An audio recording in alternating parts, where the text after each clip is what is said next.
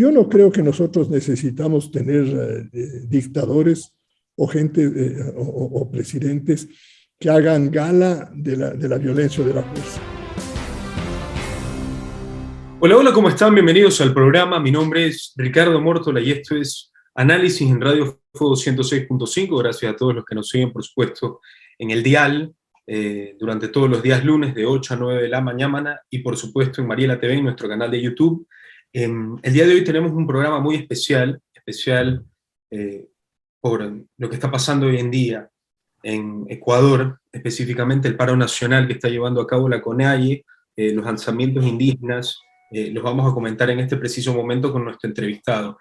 Son las 8 de la mañana y 8 minutos, son las 3 de la tarde y 8 minutos, horario peninsular español, donde se está grabando este programa. Vamos a estar el día de hoy con Abelardo Pachano, que está con nosotros. Él es analista económico y político y exministro de Finanzas. Vamos a comentar el tema y todos los pormenores. Abelardo, gracias por estar con nosotros. Bienvenido a Radio Fuego, bienvenido a nuestra casa. Gracias por la invitación, Ricardo, a la orden. Abelardo, bueno, es casi como vivir lo que pasó en 2019. El lanzamiento de la CONAIE, pues, tiene este pedido de derechos, que de hecho son 10, los vamos a leer ahora al aire para que los desmenucemos un poco, pero ¿tú crees que realmente es una cuestión de búsqueda de derechos o es búsqueda de notoriedad política y de desacomodar a la ya incómoda presidencia del presidente Lasso? Yo espero primero que no se repita lo de octubre del año 2019. ¿Sí? En muchas ciudades del país sufrimos un acoso, una violencia inusualmente alta, y luego, lamentablemente, la Asamblea amnistió a todos aquellos que cometieron esos delitos, esos abusos. Uh-huh.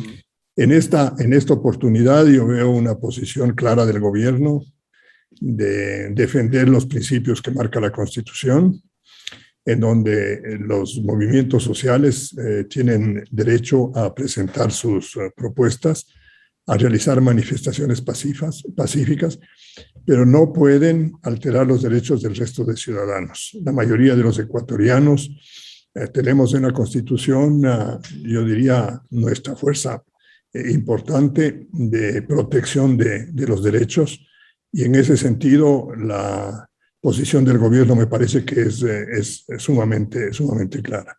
Lo segundo, en realidad hay que hacer un esfuerzo muy grande para tratar de entender el porqué de la manifestación. Uh-huh. En realidad ya el gobierno en el mes de septiembre o octubre pasado suspendió el programa de ajuste paulatino de los precios de los combustibles, que era uno de los pedidos de la CONAIE, y que incluso va en contra de sus propios intereses, porque con combustibles baratos se destroza más el ambiente y se daña mucho más todas las, yo diría, las áreas en las cuales ellos tienen una vivencia directa. Pero bueno, ellos lo pidieron, el gobierno accedió, rompió con una línea de política económica, y hoy día no hay un argumento, después de, yo diría, bastantes años de lidiar y de luchar contra una desorganización de política económica que empezó en el gobierno de Correa, se profundizó muchísimo ahí, y desde, yo diría, la mitad de la administración del presidente Moreno, en especial desde la gestión del ministro Martínez en adelante, hemos estado viendo una recomposición de la política económica hacia la búsqueda de una mayor normalización de las actividades económicas, que de hecho lo existen. Hemos logrado en el Ecuador, y creo que es absolutamente innegable, que el programa de vacunación sea un ejemplo y nos permita a todos retornar a nuestras actividades de una forma mucho más adecuada. Hoy día, lo que estamos viendo a esta hora de la mañana son actos de violencia en algunas partes rurales del Ecuador. Hay rompimiento de carreteras, hay intentos de bloquear los ingresos a algunas ciudades. En Quito, en la parte norte, también hay ese tipo de actitudes, de tal manera que yo diría que las manifestaciones del día de hoy han demostrado que no hay afán de diálogo, sino más bien hay una violencia innata en el movimiento. Así es, pero por supuesto la CONAIE deja entender que tienen pues un gran disgusto con la presidencia de Guillermo Lasso en este momento, y las peticiones son claras. Pero la pregunta que yo le voy a hacer a Abelardo es, estas manifestaciones y este encandecimiento de parte de la CONAIE y el movimiento indígena, viene gracias a lo que ha hecho Guillermo Lasso, o sea, a las carencias que según ellos ha tenido como presidente, o vienen a pesar de Guillermo Lasso. O sea, iban a venir estas protestas independientemente de cómo se hubiera llevado a cabo el gobierno del presidente actual. Así es. Yo creo que la actitud política de un grupo de indígenas en el Ecuador, porque no creo que representen a todos, pero la actitud de quienes están en este momento representando a los movimientos indígenas no es una actitud conciliadora ni de defensa de la democracia. Uh-huh. El libro que escribió el señor Risa es un libro subversivo.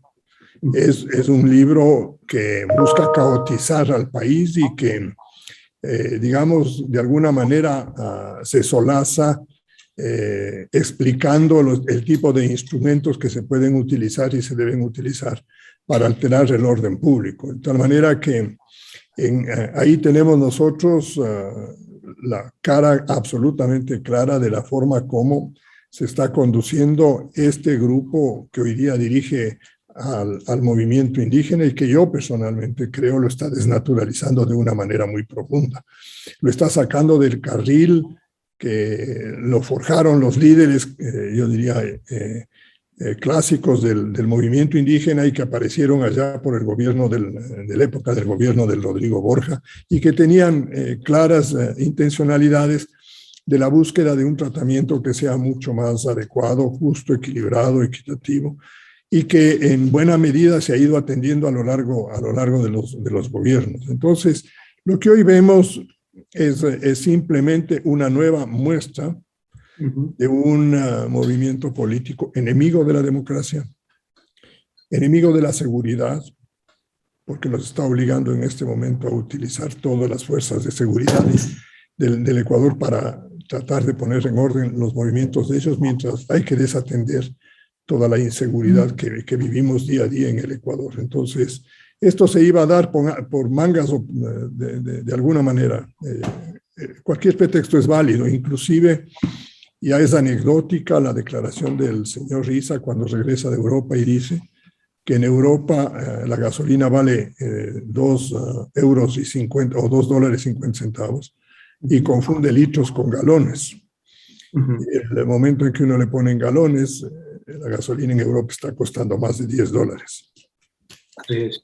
Abelardo, y por supuesto yo creo que está bastante claro, o al menos desde mi perspectiva, que el movimiento indígena no es algo exclusivamente del Ecuador. El indigenismo más bien, es un nuevo movimiento de esta izquierda radical que está creciendo profundamente en América Latina, por supuesto con las excusas del reconocimiento de las comunidades indígenas, de recuperar el terreno perdido, de cero explotación ante el medio ambiente, a tenor de lo que podría ser que un país no aproveche las riquezas que tiene debajo de sus suelos o a sus alrededores.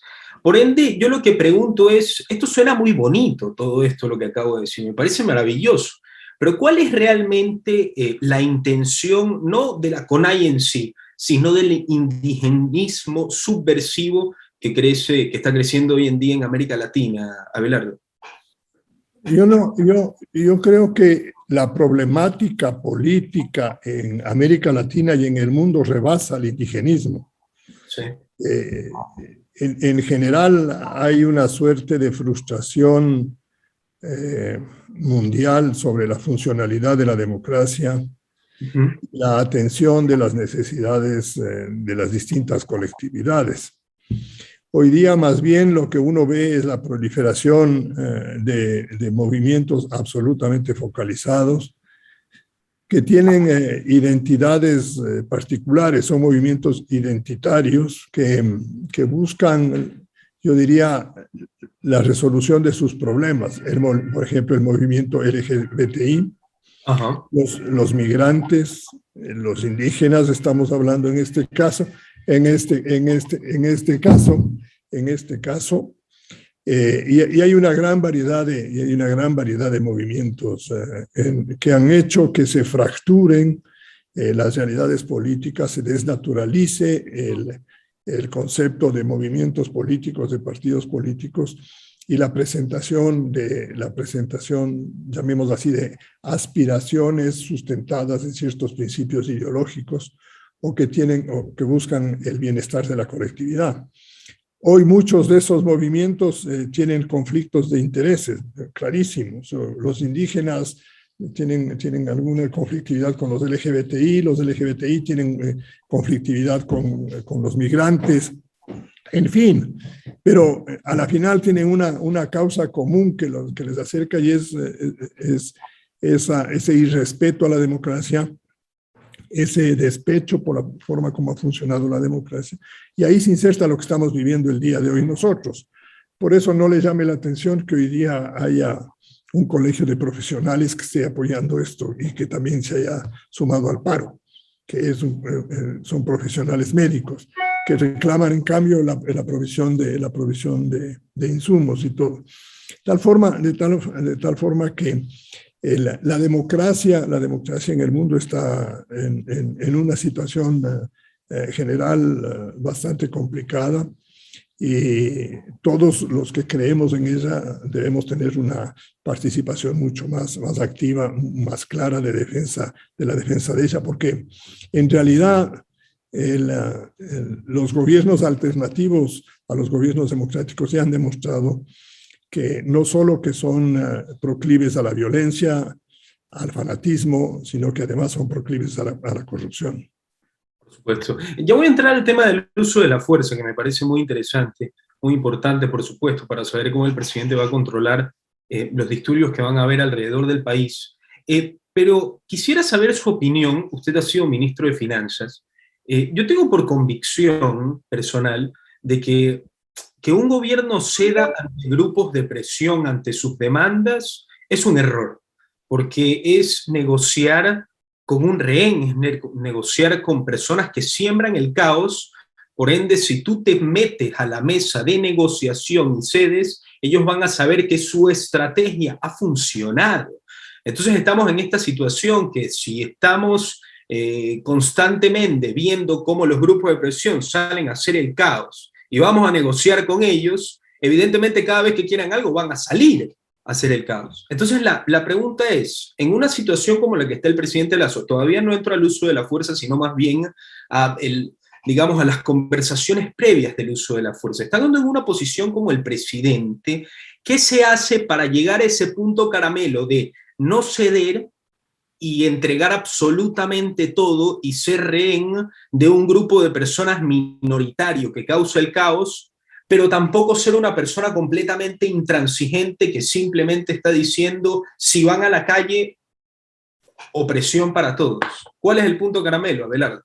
En el fondo, la democracia tiene la enorme virtualidad de poner en equilibrios a las fuerzas políticas y a los intereses de la colectividad.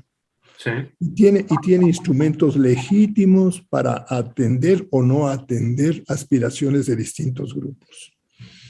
Y en ese sentido, el que un grupo, en este caso, como los indígenas, hagan planteamientos de aspiraciones es legítimo, pero también es legítimo que el gobierno y la sociedad le diga, esto sí podemos atender por estas razones y porque sí tenemos recursos y porque lo que ustedes están planteando es justo, y esto no lo podemos hacer por las razones que se deben sustentar.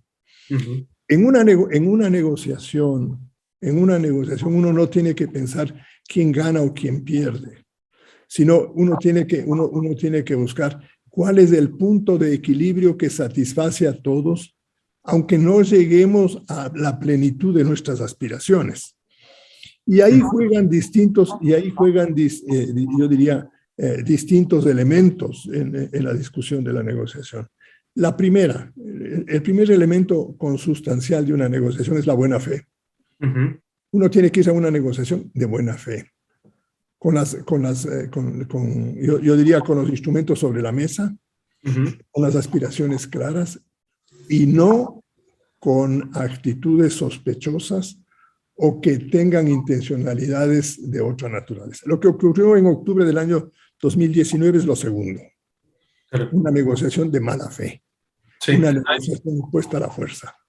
Perdóname que lo interrumpa, Abelardo, pero a mí me parece increíble. Me encanta lo que usted dice, porque yo a veces me pongo a pensar, incluso cuando yo vi la lista de las demandas que tiene la CONAIE, yo incluso me puse a pensar, yo creo que la CONAIE prefiere que no se cumplan sus demandas y ellos puedan sembrar el caos, a que se cumplan absolutamente todas y no tengan ninguna excusa para hacerlo, ¿no? Por supuesto, por eso es que es una negociación no de buena fe.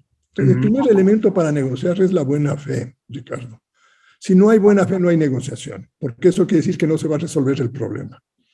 De tal manera que en la democracia lo que necesitamos es que los actores políticos actúen con transparencia, que sean honestos intelectualmente, que sean honestos económicamente y que no se guarden, digamos, instrumentos para luego perturbar o mantener ese desorden. En el caso actual, yo sigo creyendo que es una parte, y espero que sea minoritaria, del movimiento indígena la que está ocasionando todo esto. Yo conozco a muchos dirigentes indígenas que tienen una capacidad extraordinaria de negociar, de plantear las cosas y de aceptar resultados de buena fe. Conozco a muchos, y a muchos de los tradicionales de ellos, que al principio se les creía que eran revoltosos, injustificados, pero que en el fondo tenían mucho de razón. Yo estoy seguro que ellos deben estar con el corazón en la mano, muy dolidos por esta derivación de la CONAIE hacia una violencia absolutamente inútil, y no solo inútil, sino destructiva. El segundo tema en la negociación es que uno no puede negociar en condiciones de desventaja. La buena fe es uno y el otro en desventaja. Si alguien hace un hecho de la naturaleza que estamos viviendo, no hay puerta para negociación. Estas actitudes tienen que ceder, tienen que suspenderse para que pueda abrirse la negociación. Y no tiene que haber una amenaza de una reapertura de eso. Por eso es la buena fe. El gobierno debe tener buena fe, la parte opositora debe tener buena fe. El gobierno debe explicar hasta dónde puede llegar y los otros tienen que explicar por qué hacen sus planteamientos. Entonces, en ese sentido, la puerta de la democracia es la puerta de la negociación y de la búsqueda de consensos. Uno no puede cerrar esa puerta. Es decir, un gobierno intransigente no es lo que nosotros queremos. Por eso es que los gobiernos autoritarios son lo que son. Y nosotros no queremos volver a gobiernos autoritarios. Ya pasamos por uno y bien largo. Y en América Latina estamos viendo los resultados de gobiernos autoritarios. Véale a Nicaragua, véale a Venezuela, las situaciones en las que viven. Incluso en el Brasil hay una desnaturalización de la democracia. Y en cambio los países en donde se cultiva la democracia, por más que existan, digamos, situaciones incómodas como Chile, hay instituciones que trabajan alrededor de la solución de los problemas en ese ambiente internacional de profundo escepticismo sobre la democracia y que tiene enorme condumio, yo diría, de movimientos anarquizantes, porque eso a uno no le quita, digamos, clarísima la visión de que todo este fraccionamiento político al final lo que hacen es anarquizar a las colectividades, dañar más sus niveles de bienestar y en ese sentido tener la posibilidad de captar el poder absoluto porque se vuelven sociedades cautivas de ese tipo de líderes dogmáticos. Entonces, en ese plano, las peticiones de la CONAIE tienen que evaluarse sobre la base de la realidad ecuatoriana. Es decir, el Ecuador no tiene recursos excesivos. Sí, hay mucha gente que cree que en el Ecuador está sobrando dólares. Eso no es cierto. El Ecuador todavía tiene déficit fiscal, todavía tiene problema de gasto público, de calidad de gasto público. Hay mucho gasto público que no vale la pena, que es infructuoso. Entonces, yo decía en la columna mía del día viernes en el diario El Comercio, chao al gasto, a más gasto y bienvenido el buen gasto. Es decir, el gobierno en ese sentido ha venido haciendo un buen trabajo. Hay una gran gestión por ir mejorando las cuentas fiscales. Pero si nosotros queremos, por ejemplo, atender al clamor nacional de tener mayor seguridad, que yo creo que es justo, nosotros tenemos que dejar de atender a alguien. No tenemos plata para todos. Entonces nosotros tenemos que decir, salud, educación y bienestar social se sostienen y vamos a aumentar las asignaciones para seguridad. Pero uno no puede seguir siendo, sabe, señor, hágame más carreteras, hágame una hidroeléctrica, hágame tal cosa, hágame tal otra, porque no tiene el gobierno. Entonces el gobierno tiene que ubicarse más en este tipo de cosas y derivar al sector privado el resto, porque no tiene capacidad ni económica ni capacidad de gestión. Entonces, cuando los indígenas están haciendo planteamientos de esta cosa, de esta naturaleza, y le están quitando recursos al Estado, porque piden que bajen los precios de los combustibles, lo cual quiere decir que se aumente el subsidio. Si el gobierno va a tener menos recursos, tiene que dejar de atender a alguien. Entonces, entendamos bien que en el manejo de la escasez, uno tiene que escoger cosas. Aquí no hay abundancia, aquí hay escasez. Y en parte, por ejemplo, lo que usted está viendo en el mundo, Ricardo, del resurgimiento de la inflación. A los 40 años volvemos a ver el resurgimiento. En parte es porque debido a un fenómeno tremendamente conflictivo como fue la pandemia, se desbordaron las políticas económicas y abundaban los recursos para poder apoyar a las economías. Hoy día esos recursos que están circulando en los mercados están produciendo este proceso inflacionario que hay que volverlo a corregir. Entonces, eso le confirma que cuando uno habla de este tipo de negociaciones, uno no puede salirse del marco de un equilibrio económico razonable y de una realidad sociopolítica que tiene ahí. Y por eso es que la democracia requiere entendimientos objetivos, negociaciones de buena fe. Abelardo, y exactamente como usted dice, ahí esto es que hay que tomar decisiones y las negociaciones pues parecen una quimera a estas alturas del partido, o al menos a mí me parecerían si el presidente se sentara, digamos, en una disparidad de condiciones y sabiendo que ya los movimientos indígenas se están llevando a cabo. Acuérdese lo que le pasó al presidente Moreno, Ricardo. Acuérdese lo que le pasó al presidente Moreno. Sí. Cuando se sentó a negociar con la CONAIE y todavía no se habían depuesto todas las actitudes violentas.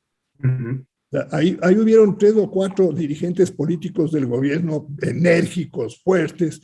Yo reconozco a Juan Sebastián Roldán, por ejemplo, que tuvo una posición enérgica, fuerte y todo, pero el gobierno era débil en esas condiciones.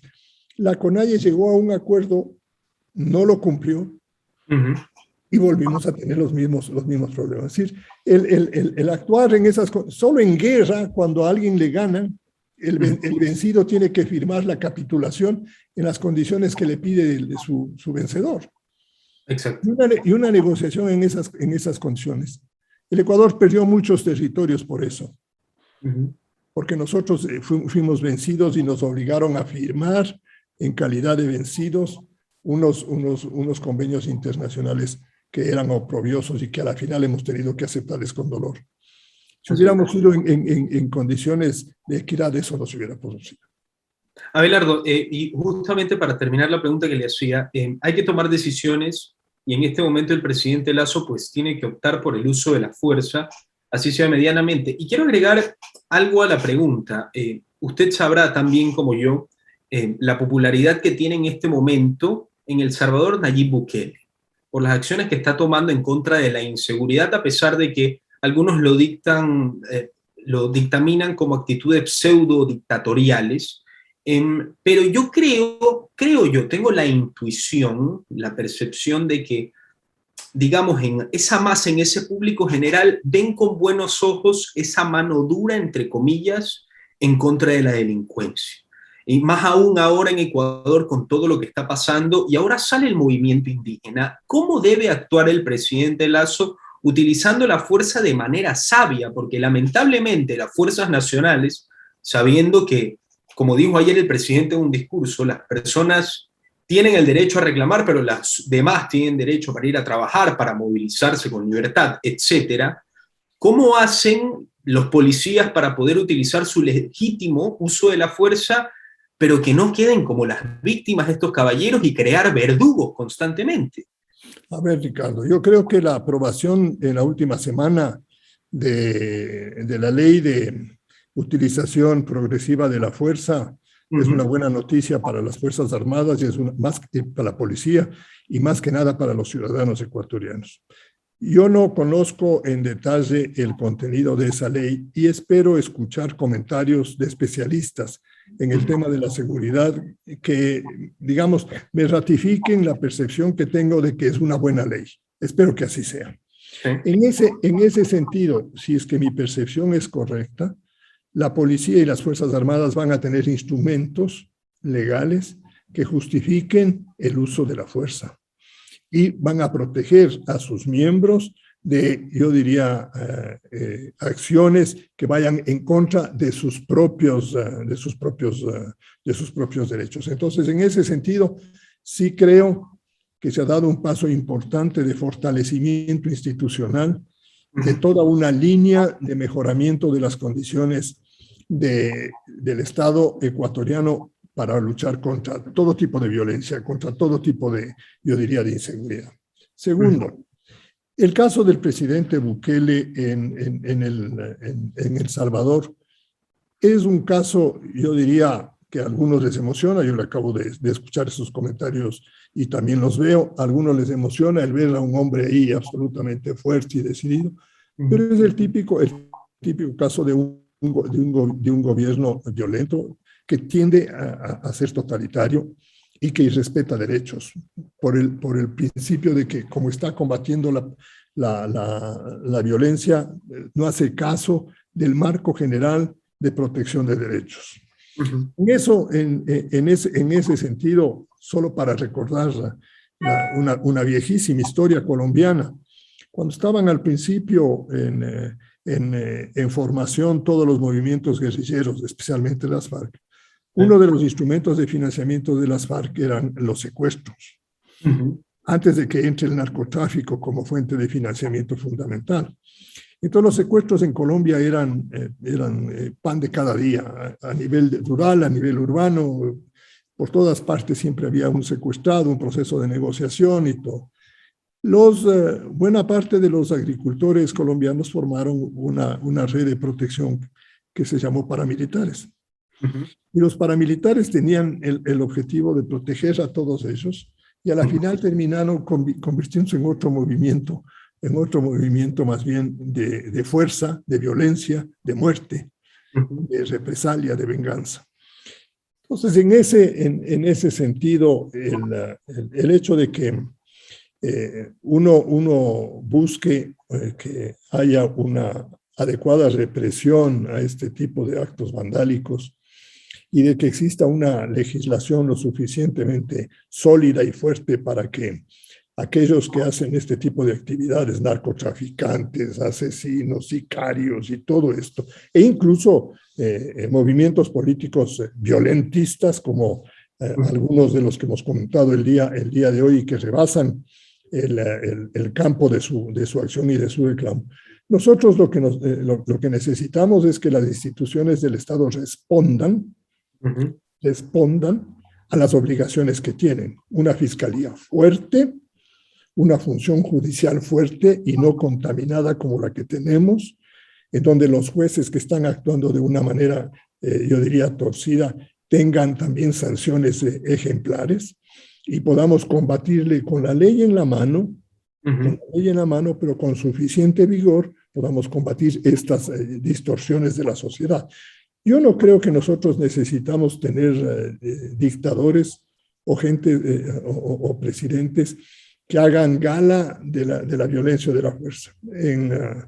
En Asia, hace no mucho, en Filipinas, tuvieron un presidente que andaba con el revólver al cinto y que él inclusive mataba. Y que se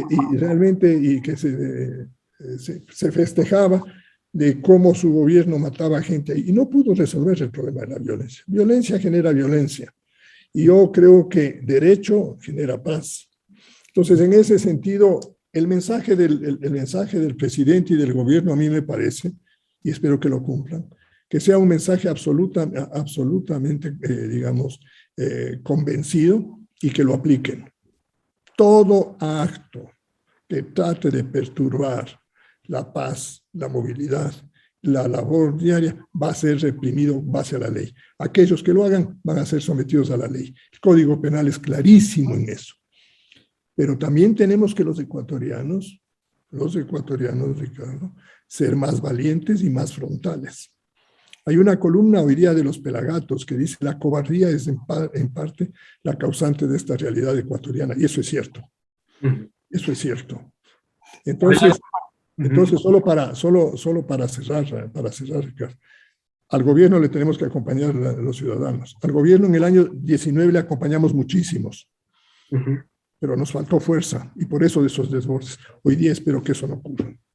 Abelardo, para terminar y agradecerle por la entrevista que hiciera, cortito una respuesta final. ¿Cómo espera, no cómo espera, sino cómo cree que esto va a terminar, dejando de lado sus aspiraciones, porque esperamos que termine de la manera más pacífica posible? ¿Y cuál es la posibilidad de que llegue a niveles de octubre de 2019? Yo le veo bien difícil que se repita lo de octubre del 2019, sí, porque el gobierno también aprendió.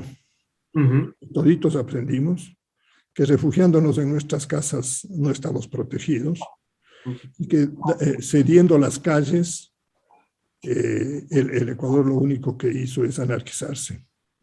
Quito sufrió muchísimo y varias ciudades sufrieron mucho. A Ambato le quitaron el agua, fue un acto criminal de los dirigentes indígenas que estaban ahí y de las fuerzas infiltradas dentro del movimiento indígena. Entonces yo espero que esto no va a ocurrir ahora. La impresión que tengo es que se ha debilitado el movimiento indígena y por eso es que se han radicalizado este grupo, porque ven que a través de la razón, a través de la reflexión, ellos no tienen espacio.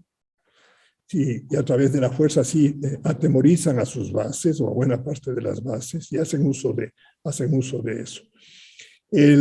Si el gobierno actúa con la energía que debe y repele todos estos actos vandálicos dentro del marco de la ley y le vira esto, yo creo que el resultado sí puede ser una lección adecuada y buena de cambio de conducta de los dirigentes políticos que estaban pensando en la subversión. Ojalá eso ocurra porque atrás del movimiento indígena hay otros movimientos políticos que buscan la desestabilización de la democracia por intereses que no los pueden presentar ante la comunidad, pero que son absolutamente evidentes. Entonces, en ese sentido, lo mejor que podemos hacer los ecuatorianos es apoyar democráticamente a que se haga el uso del derecho, el uso de la fuerza contra todos aquellos que nos están tratando de imponer una situación absolutamente anómala e injustificada. Así es. Abelardo Pachano, muchísimas gracias por haber estado con nosotros en Radio Fuego. Gracias, Ricardo, un gusto. Radio Fuego presentó Análisis con Ricardo Mórtola.